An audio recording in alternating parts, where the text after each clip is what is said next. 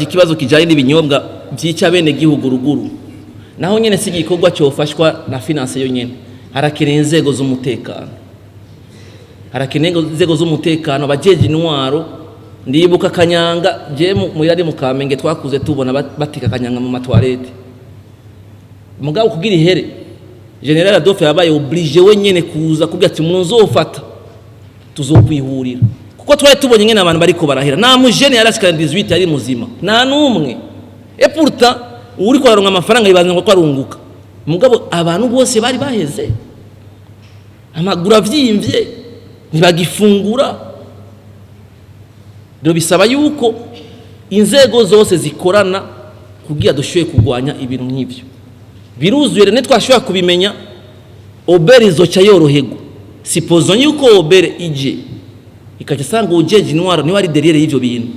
nizandura umuca mubona minsi yose ziriko ziraba rero bica biboneka nabi abantu bari muri leta imwe tudafise inumbero imwe mu byo turiko turakora non seulement bizotuma amagara y'abantu amererwa neza kandi bitume na obere shoye kutoza amahera kuko bijya barabinwa mwibwe gihe babugije ijya support cyangwa indi babugije bakavuga ati bayikore mu macupa atari ya plastique l'objectif kwa kugira abadisi wade abantu bareke mbwa les gens s'arrangent ubu barasangira icupa baraterateranya kugira bakigure kijya kintu umwe wese aronka utwiyiwe none nubwira ivyo birazwi ivyo byose nico gituma rero ivyo turiko turakora no gufashanya ifoko dukora n'abandi bajejwe ivyo bintu kugira dushoye kubigwanya kuko ivyo bibazo tutabitoreye nyinshi no munsi Ministre wa Santé ni wakunda kubivuga ati jewe no munajeri ingorane ni nkuko wa finance tujeri ingorane muragenda mugacreate ingorane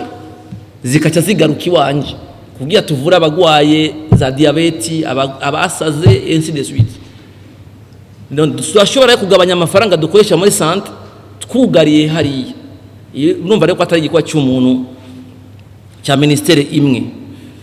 none biriko biraba mu Burundi ifoko tumenya yuko turi dans un monde iri kwirabuja dutegeza kuzana amasolution mashasha mu byo turiko turakora Radio Television RTBB Nijwe Giza Burundi Giza